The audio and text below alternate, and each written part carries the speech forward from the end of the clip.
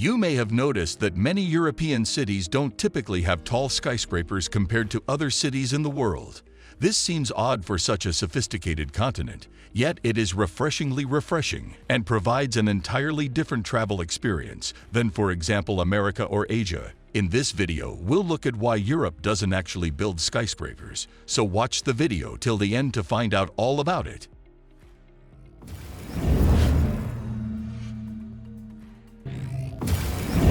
Hello, and welcome to Building the Future. In today's video, we are going to talk about why Europe doesn't build skyscrapers. But before we continue, just take a moment to subscribe to our channel, Building the Future, and hit the notification bell for more amazing videos just like this one. Without further ado, let's get started on today's video.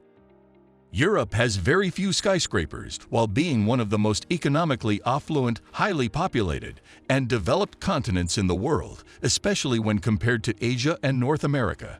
Only 5 cities, London, Paris, Frankfurt, Moscow, and Istanbul, have built more than half of the 218 skyscrapers on the continent. So why are there so few skyscrapers in other important European cities? Why has Europe not constructed many more skyscrapers recently? Is the landscape in Europe about to change? Let's find out. When skyscrapers were first built in Chicago and New York, most major European cities were already well established. Grand old structures previously occupied the city centers, and the European governments didn't want to abandon their history and traditions in favor of tower blocks. So it makes sense, given that skyscrapers are a relatively recent innovation, why ancient cities like Rome and Athens didn't have towering buildings dotting every corner. However, given how valuable land is today, why is there still a limit to the number of skyscrapers constructed in Europe? You'd think that Europe would seize the chance to redesign its cities after the Second World War. On the other hand, Europe truly made an effort to rebuild much of the culture and tradition destroyed during the conflict. They reconstructed old architectural designs rather than modernizing them. As a result, the area was once more occupied by numerous low-rise, obviously stunning structures. The desire for endless buildings also didn't exist because of the low post-war population estimates. The lack of skyscrapers in Europe is also a result of planning restrictions and regulations that were put in place in the 1960s and 1970s. Before implementing these regulations, some cities, most notably Brussels, began tearing down older structures and erecting more contemporary, and in the eyes of many unsightly, buildings in their place. As a result, the word Brusselisation was created to describe the process of a city being overrun by unattractive, soulless, high-rise structures. Due to this, there was a strong distaste for tower blocks and the boring utilitarian mid-rise buildings that were continually being built in the rapidly expanding Soviet Union. As a result, building rules were put in place to prevent these architectural abominations from taking the place of Europe's charming architecture. Architects had to adhere to the city's cultural heritage per the building codes in any new build design. To prevent high-rise construction from advancing on the historical and cultural core, many cities even chose to designate specific parts of the city where skyscrapers might be built. In London and Paris, areas like La Défense and Canary Wharf are separated from the central business district, and each has a unique architectural appeal. London, for example, has laws in place to ensure that historical structures such as St. Paul's Cathedral, Big Ben, and Westminster Castle can be seen from afar.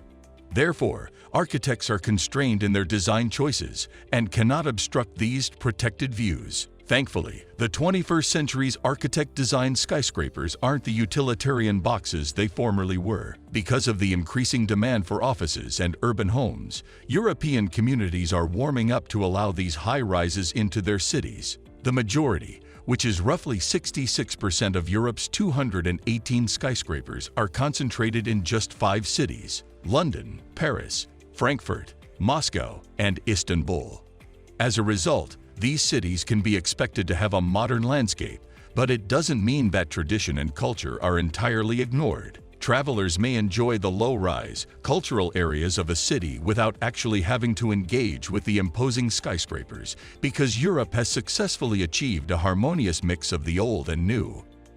Europe has roughly 218 skyscrapers, but compared to America, which has 639 skyscrapers, and Asia, which has 2,777 skyscrapers, it is truly astounding how few skyscrapers there are in Europe. However, possibly due to the demand for urban living, globalization, and economic expansion, this is about to change. Many European cities have relatively low skylines, which makes it easier to appreciate the scenery and see the entirety of each building rather than just looking up at looming windows in the sky. Because the city is built on low-rise buildings, you can see the entire city as you go to higher ground. The most significant structures in the town during the Middle Ages, and frequently the tallest, were churches and cathedrals. As a result, tourist-friendly cities like Prague, Cologne, Amsterdam, and St. Petersburg have breathtaking skylines.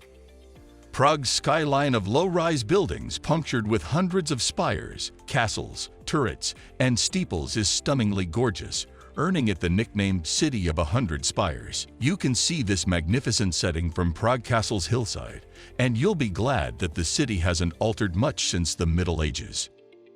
Another European city almost devoid of skyscrapers is Cologne, other than perhaps the LVR Tower, providing visitors with breathtaking panoramic views of the city. Take in the low-rise scenery by climbing to the top of Cologne Cathedral, riding the Cologne cable car, or crossing the Herculesberg pedestrian bridge. The beautiful skyline of Amsterdam, a city built around canals, is broken up by a few taller structures that give you a bird's-eye view of the city. The Sky Lounge, Amsterdam Public Library, Westertoren Church Tower, and ADM Tower are all excellent locations to ascend high and take in the view. You may anticipate that a city with 6.2 million citizens like St. Petersburg would be awash in towers. Yet the city has managed to buck the trend, apart from the Lacta Center, which is constructed on the outskirts of the city. The Church of the Savior on Spilled Blood, Saints Peter and Paul Cathedral, and other notable structures may be seen from the road instead. While certain European cities have followed the high-rise trend, this does not indicate that they are worth visiting or have been irreparably damaged. We'll look at some skyscraper-filled European towns that are still top picks for bucket lists here.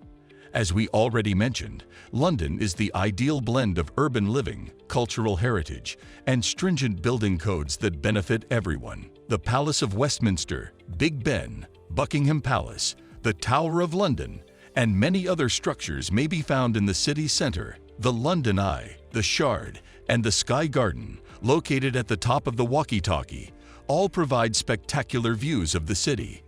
Another city that effortlessly combines height and heritage with the old and new is Istanbul. Even though the city has more than 100 finished skyscrapers, the Blue Mosque, Hagia Sophia, the Dolmabahce Palace, and the Grand Bazaar continue to draw tourists year after year with their fantastic splendor. Frankfurt is one of Germany's major financial centers, and as a result, the city's skyline has been completely covered in skyscrapers and high-rise office buildings. However, it retains some of its old-world beauty in places like Rummerburg, with its unique town hall and historic timber-framed buildings. So this answers the question for why Europe doesn't typically have skyscrapers at the top locations of a city center. We hope you have enjoyed this video. Feel free to share your thoughts down below, and don't forget to subscribe to our channel Building the Future and hit the bell icon for more intriguing content. Thanks for watching, and I'll see you in the next video.